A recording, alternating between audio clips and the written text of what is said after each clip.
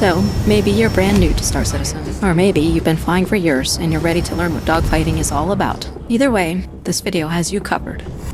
Good dogfighting looks effortless when you're watching it, but getting to that point isn't random. There's a clear progression path for learning flight combat, and this video is the first step. This series will walk you through the fastest progression path from beginner pilot to competitive dogfighter. If you're new, your brain is probably overloaded in dogfights right now. You're trying to aim, boost, strafe, track targets, manage speed, all at the same time. You might feel overwhelmed. That's normal. This first stage exists to remove that load. We will go through the drills and practice modes that will get you there fast. These are the fundamentals every good dogfighter starts with. First, we need to talk about what ship to use and a few essential settings. You might be overwhelmed again. Star Citizen has over 270 ships, with more being added all the time. That includes over 50 fighters. For this stage of learning, fly the Gladius. It has always been the standard pilot training platform for good reason. Everything you learn in the Gladius applies to all other ships. The reverse is not true. Other ships will teach you bad habits. What loadout you should use is subject to change every patch. So check the links in the description for a document that will be updated, or join the Discord to stay up with the latest news. One last reason is you will have to use the Gladius for Stage 2, dueling to learn the PvP mechanics. Now this part is super important. Set decoupled as default, and turn off gimbals. Rip the training wheels off. Every second you fly with them is wasted. And worst, you will build habits that hold you back, even when you're not practicing and you're in the persistent universe. Stay decoupled. Every second will pay off later.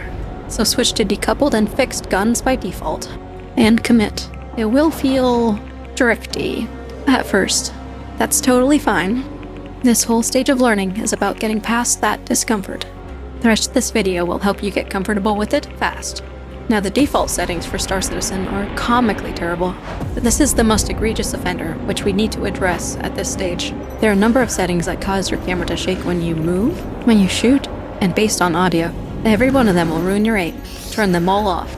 For now, you only need these settings, but you will need a lot more, and I have a full settings breakdown linked in the description. Alright, to recap, always train in the Gladius, always be decoupled, never use gimbals. Before we jump into the practice modes, there's one simple drill you need to understand how your ship moves. If you've ever watched a light fighter sit on something bigger and just delete it, this is how that starts. This drill teaches you the mechanics behind staying off somebody's nose at close range. When you get comfortable with this, you'll start to understand how fighters with less firepower win in fights. This is called the orbit drill, and it's one of the easiest ways to start building real ship control. Your goal is simple. Orbit an object at a consistent distance. Keep your nose pointed at it the entire time. Use maximum pitch and a small amount of forward throttle as your only inputs. The best place to do this drill is on the SBK Arena Commander map in offline free flight mode. Make sure you have the Aegis Gladius selected. Alright, all set. Hit launch and let's get started. Spawn in your Gladius and you should see the station right in front of you. You may also hear people refer to this as the antenna drill, because it's been the most common place to practice it since the last flight model. Before you start, make sure to set your engine power to max. When you first start in orbit, you'll have to use a mix of inputs, and that's fine. You're trying to find a balance point, a distance and throttle where your ship holds a steady orbit without drifting. Once you find it, stop using extra inputs, hold full pitch, and you should be using less than half forward throttle. That's your baseline. Notice on my inputs, I'm not touching my strafes, my main throttle is staying perfectly stable, and I'm not using boost yet. Your ultimate goal is to do this boosted, and we'll talk about why in a minute. We do this in perfect pitch because it is your fastest turning axis.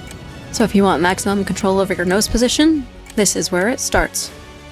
There are a few things that will break your orbit. We will cover the most common ones right now. Notice how I'm starting much further out than the good run. When you're too far from the object you're orbiting, you'll need more forward throttle to hold the orbit.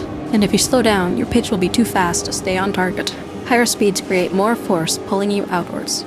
Eventually, you either let go and lose the orbit, or you black out. In this run, notice how my main throttle increases and decreases. This quickly degrades my orbit, causing this in and out bobble. It feels small, but this will completely ruin your consistency when aiming. This problem is extremely common on keyboards because when you're tapping W, it's very easy to overcorrect. Just look how far this orbit has degraded now. Pulling my nose off target. Using boost significantly increases your turn rate. So once you're comfortable, try to hold the same orbit while boosting, and hold the orbit for a full tank of boost. You might not notice it yet, but this movement shows up everywhere. This is how you stay off someone's nose, hold position in close range fights, and most importantly, it starts breaking one of the biggest beginner habits, holding W. You don't need to master this perfectly at this stage, but you should be able to hold an orbit, stay relatively stable, and most importantly, avoid blacking out or drifting way out. Now we're going to apply this to something that actually shoots back. The Vanduul Swarm. To build ship control, you need repetition, and this Vanduul Swarm is the best place to start. That's because it's quick, it's repeatable, you never run out of targets, and it gives a clear metric of where you're at. Over time, something shifts. Your hands stop hesitating, your aim gets smoother, your awareness sharper. That's progress. You're not here to win, you're here to get comfortable in your ship and aiming. In this mode, targets scale up in health and damage. By round 20, they will kill you in just a few shots, but all ships are light, medium, or heavy fighters. Now if you're not totally new to the game, you may be able to test out of this. Use your highest round as your improvement metric. Aim for round 20 before moving on to the next video, because by then, you're ready for something harder. If you build the control we're working on in this video, and actually follow the progression of the rest of this series, you're not stopping here. You will go further, a lot further, so don't rush it. It all starts with being completely comfortable in your ship, being able to move without thinking about it. Everything in this series builds on top of that. If you get this part right, everything that comes next gets easier. So get comfortable here, and then we'll start turning this into actual fights.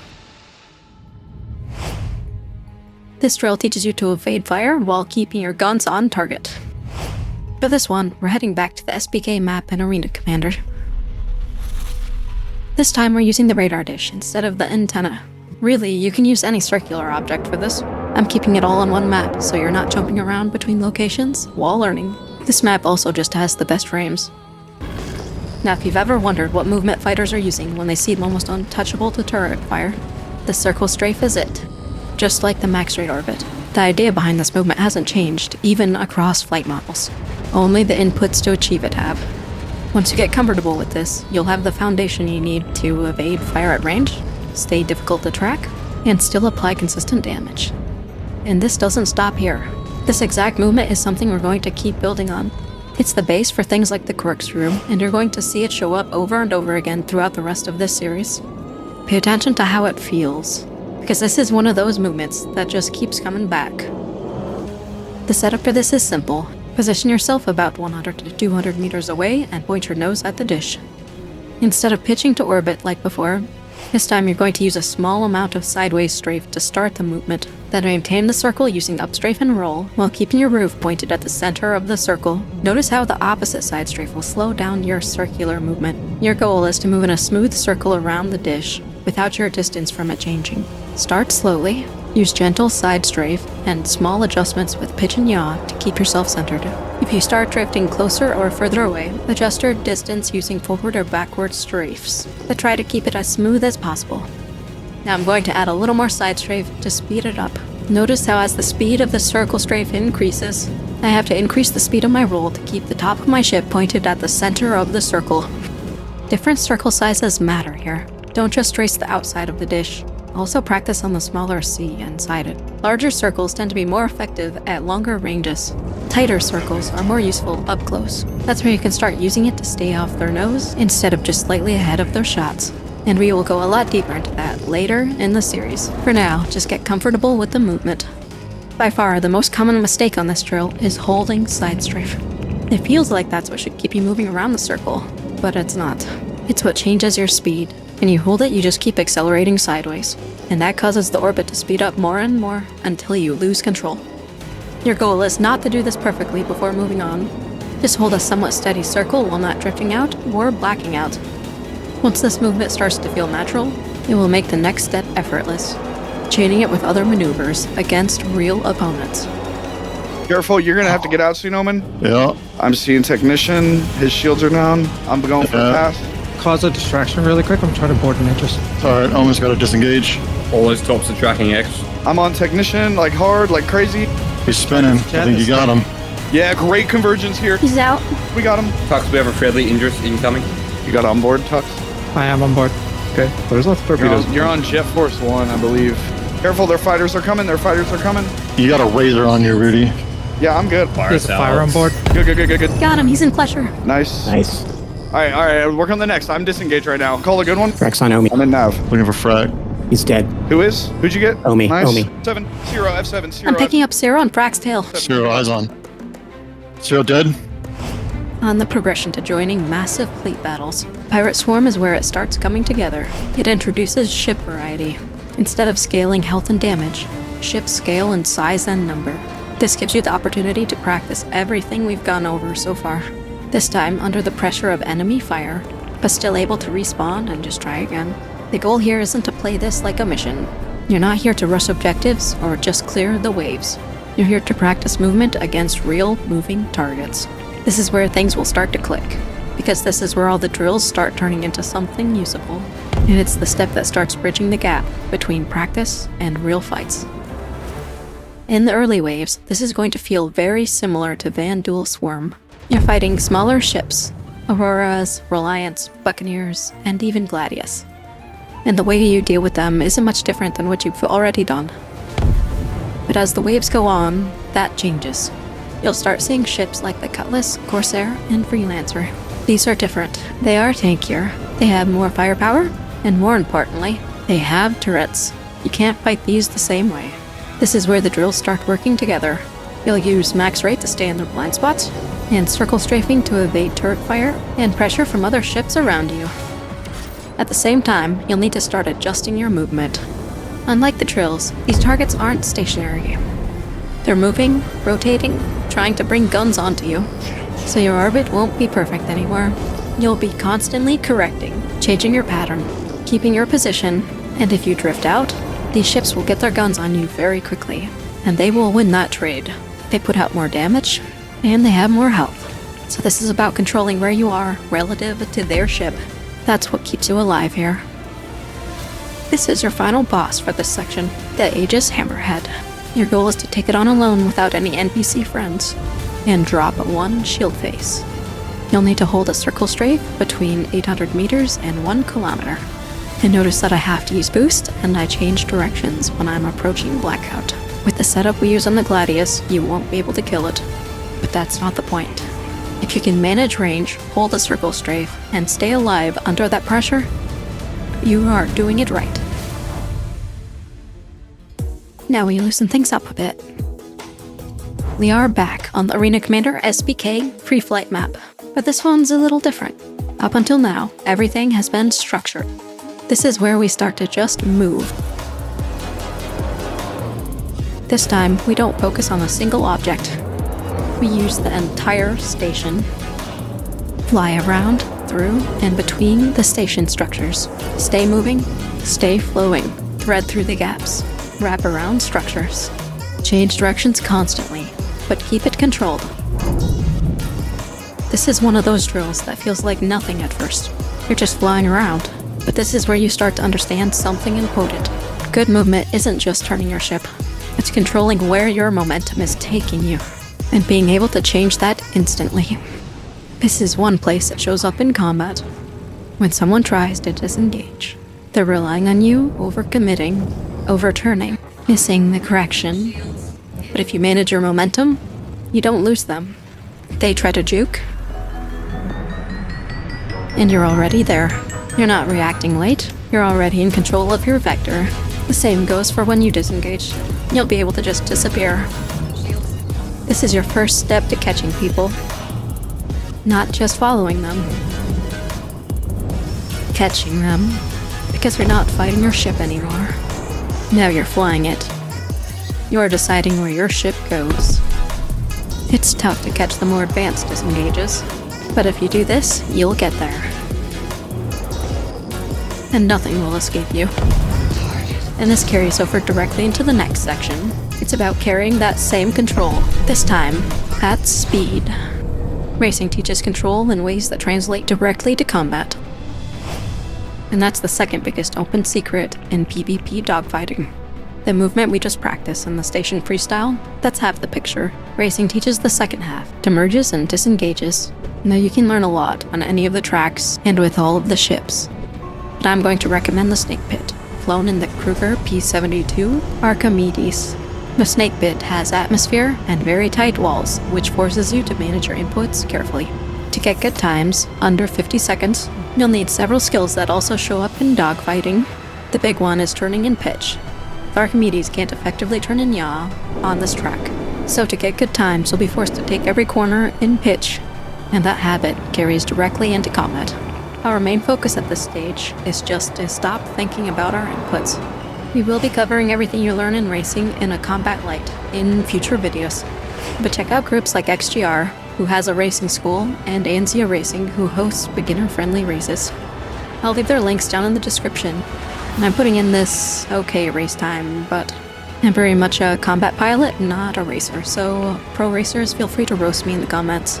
But you should definitely notice how ineffective it is when I'm turning in yaw. You'll be ready to move on from this one when you can consistently run sub 50 seconds, and make sure to practice an offline Arena Commander Classic race. That will give you unlimited respawns and unlimited laps. You will crash a lot at first, and that's totally okay. You'll even crash a lot later when you start pushing for faster and faster times. But if you want it, you will get it. And it will pay off later when nobody can escape from you. Trust me, there's nothing like hitting a perfect merge on an opponent. At this point, there's something important you should understand. It's never too early to start getting feedback. A lot of people think they need to get decent first, before training with better players. That's backwards. If you want to improve quickly, you need direction early. There's a difference between putting in hours and actually getting better.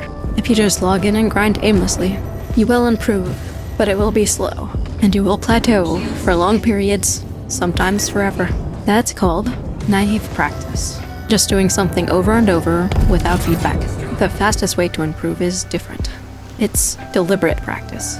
That means having a clear goal, getting feedback on what you're doing wrong, and pushing slightly past your current level. You don't need to guess what to fix. You don't need to wonder why something isn't working. Someone can just tell you, and that saves you hundreds of hours. And the biggest part of that is learning from the top performers, watching them, flying with them, getting VOD reviews from them. That's how you skip entire stages of learning. So as you're working through this, don't feel like you have to do it alone. If you want structured practice, feedback, and people to train with, you can join our Discord. We run training, review gameplay, and help pilots at every level improve. Link is in the description. And if you're new and just getting into StarCitizen, there's also a referral code for some starting bonuses.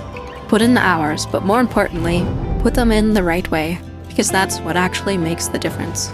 Now let's recap our goals that we're setting with this first stage. You're ready to move on when you can stay alive in Vanduul Swarm to round 20, make it to the Aegis Hammerhead in Pirate Swarm with a single Gladius. You can fly through the Snake Pit in under 50 seconds. Perform an orbit and circle strafe without drifting way out or blacking out. That's it.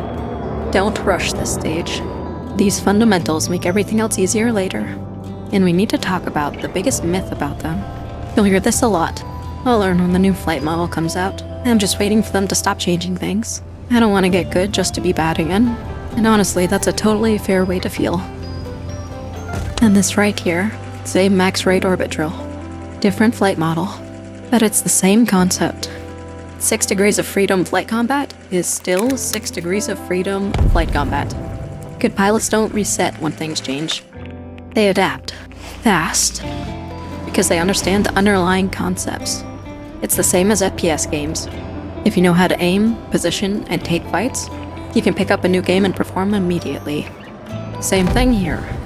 Pilots who were good before are still good now. And when Master Modes dropped, they already knew what to do on day one. So if you want it, don't wait. Start building the part that actually matters. In the next video, we'll take these fundamentals and start applying them in 1v1 fights.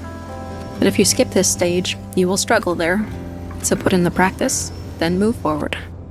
Until next time, try to get into some trouble.